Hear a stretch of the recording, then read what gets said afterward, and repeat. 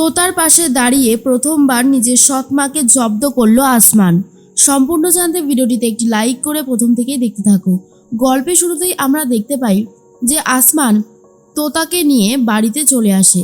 আর তখনই আসমানের বাবা বলে, এই তো আমার ঘরের লক্ষ্মী চলে এসেছে, অবশেষে আমার ঘরে এসেছে। আর অন্যদিকে আসমানের মা তখন প্রচণ্ড রেগে যায় আর বলে, কি চাই তোমার, এখানে কি চাই, বেরিয়ে যাও, এক্ষুনি আমার বাড়ি থেকে বেরিয়ে যাও। আসমান তখন বলে, খবরদার মা, তোতার সাথে তুমি একটাও খারাপ ব্যবহার করবে না, আমি কিন্তু এটা কোনোভাবেই মেনে নিতে পারবো না। আর এর মধ্যেই দেখা যায় কোজাগরীকে সবাই মিলে অপমান করতে শুরু করে। কোজাগরীর সাথে খারাপ ব্যবহার করতে থাকে টিটো, তারপরে টিনটিনা, ঠাম্মি। ঠাম্মি তখন বলে, বুড়ো কিছু মনে করিস না, আজকে এই যা কিছু হয়েছে সব কিছুর জন্য বৌমার আগেও তোর দোষ, কারণ তুই বৌমাকে আল্লাহ দিয়ে মাথায় তুলে দিয়েছিস আর বৌমা নিজেই ভুলে গেছে কোথায় কি করতে হবে। আজকে আমাদের মান সম্মানটা পুরো ধুলোয় মিশিয়ে দিল ওই তোতা, তোর মেয়ে যেটা করলো সেটা কি কখনো ভুলে যেতে পারবো? কখনো না। যেই অন্যায়টা করেছে তার শাস্তি কিন্তু ওকে দিতেই হবে। টিটু তখন বলে, আমি তো ওই মেয়ের সাথে আর পরিচয় রাখতে চাই না, সব কিছু নষ্টের গোড়া হচ্ছে এই তোতা। আমি না আসমানকে ছাড়বো না, আমি পুলিশে গিয়ে কমপ্লেন করব। তখনই কোজাগরি বলে, তুই কি ভাবছিস রে, পুলিশ শুধু তোর কথাই শুনবে? তোতা কি কিছুই জানে না আইন কানুন সম্পর্কে? কি বলতে চাইছিস বলতো? উল্টে তোতা যদি যায় তাহলে পুলিশকে দিয়ে তোকে অ্যারেস্ট করিয়ে দিতে পারে। সেই সমস্ত কিছু হয়তো ভুলে গেছিস, তাই এগুলো বলছিস।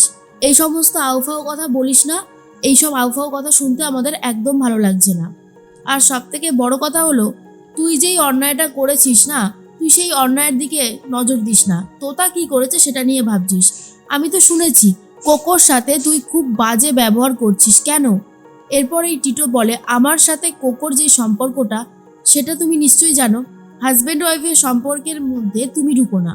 এরপর কোজাগুড়ি বলে, তাহলে তো আমিও এটা বলতে পারি যে তুই আসমান আর তোতার মধ্যে ঢুকিস না। এরপরেই উদ্দালক বসু বলে, কিন্তু ওদের তো এখনো বিয়ে হয়নি কোজাগরি। আজকে ভাবতে পারো আমি আমার ছেলে মেয়েকে যেইভাবে মানুষ করেছি, বড় করে তুলেছি, ওরা ওইখানে গিয়ে থাকবে কি করে, মানে তোতা ওই বস্তিতে গিয়ে কি করে থাকবে? এরপর কোজাগরি বলে, আচ্ছা মানুষ কি গরিব বলে সারাকাল গরিবই থেকে যাবে? মানুষ কি আর উপরে উঠতে পারবে না? কেন এরকম করছো? পৃথিবীতে অনেক মানুষ আছে যারা প্রথমে গরিব ছিল কিন্তু আস্তে আস্তে নিজেদের সামর্থ্য মতন নিজেদের জায়গায় পৌঁছেছে। তাহলে তোমার অসুবিধা হচ্ছে কেন উদ্দালক বসু সত্যিটা মেনে নিতে? তুমি ওই ছেলেটাকে পছন্দ করো না বলে তুমি যা খুশি তাই বলবে ওর সম্পর্কে, এটা কিন্তু আমি কোনোভাবেই মেনে নিতে পারছি না। কোথাও একটা ভুল হচ্ছে তোমার। আর অন্যদিকে ঠিক সেই মুহূর্তেই আসমান তোতাকে বলে, তোতা চাও তুমি এখন একটু বিশ্রাম নাও। আর তুলি তখন এক গ্লাস দুধ নিয়ে এসেছে আর বলে, তোতা নাও এক গ্লাস গরম দুধটা খেয়ে নাও দেখি। এরপরেই তুলির মা তখন বলে, এই তোরা তো দেখছি বড্ড বেশি বেড়েছিস, এই দুদিনের মেয়েটা তোদের কাছে এত আপন হয়ে গেল? তুলি তখন বলে, মা তুমি ভুলে যাচ্ছ, দাদা ভাইয়ের হবু স্ত্রী হচ্ছে তোতা, কিছুদিনের মধ্যেই ওদের বিয়েটা হতে চলেছে, আর তুমি এত বাধা দিচ্ছ কেন বলো তো? তখনই আসমানের বাবা বলে, শোনো আমি তোমাকে একটা কথা বলি, তোতা মা এই বাড়িতেই থাকবে আর সম্মানের সাথে থাকবে। ওকে যদি কখনো তুমি অপমান করেছো না, আমি কিন্তু তোমার নামে মামলা করে দেবো বলছি। থানা, পুলিশ, কোর্ট কাছারি যা হয় আমি বুঝে নেব, কিন্তু তুমি ওকে একদম অপমান করতে আসবে না। এরপরই তোতা বলে, আন্টি আমার জন্য তোমাকে অনেক কথা শুনতে হচ্ছে, বিশ্বাস করো আমার একদমই সেটা ভালো লাগছে না। তুমি কি নিজের ভালোটা নিজেই বুঝতে পারো না? কেন বুঝতে পারছো না যে এই রকম ভাবে অপমান করতে গিয়ে তুমি নিজেই সবার কাছে অপমানিত হচ্ছ? আমি তোমার ছেলেকে ভালোবাসি, এই কথাটা চরমতম একটা সত্যি কথা, আর তুমি সেই কথাটাই মেনে নিতে পারছো না। তুমি যদি এই কথাটা মেনে নিতে নাই পারো তাহলে কার দোষ বলো তো? আমাদের তো কোনো দোষ আছে বলে আমরা মনে করি না। তখনই তুলির মা বলে, বাবারে বাবা, এই মেয়ে তো আসতে না আসতেই আমাকে শাসন করা শুরু করে দিয়েছে। তখন আসমানের বাবা বলে, ভুল করছো, ও মোটেও শাসন করেনি, ও তোমাকে পুরো ব্যাপারটা বুঝিয়ে বলছে, তুমি বরং ওকে দুচ্ছাই করছো কিসের জন্য? এরপরই আসমান বলে, মা যদি সবসময় এরকমই করতে থাকে বাবা, তাহলে তোতাকে নিয়ে আমাকে অন্য কোথাও শিফট হতে হবে। আর তখন বাবা বলে, না এই বাড়িটা আমার, এই বাড়িতে আমার যাদের যাদের ইচ্ছা তাদেরকেই এই বাড়িতে রাখবো, আর যাদেরকে ইচ্ছা না তাদেরকে এই বাড়ি থেকে বার করে দেবো। সেক্ষেত্রে তুই বেরোবি না, বেরোলে তোর মা বেরোবে। ওকে এতবার করে বলছি তাও ও বুঝতে পারছে না। তোতা বলে, আন্টি আমাকে নিয়ে তোমার এত কিসের সমস্যা? তুমি কি ভাবছো আমি তোমাকে হেল্প করব না? আমি তোমার ছেলেকে নিয়ে চলে যাব তেমনটা না আন্টি, বরং আমি চাকরি পেলে একটা ভালো একটা কাজের লোক রেখে দেব, যে তোমাকে সবসময় হেল্প করবে।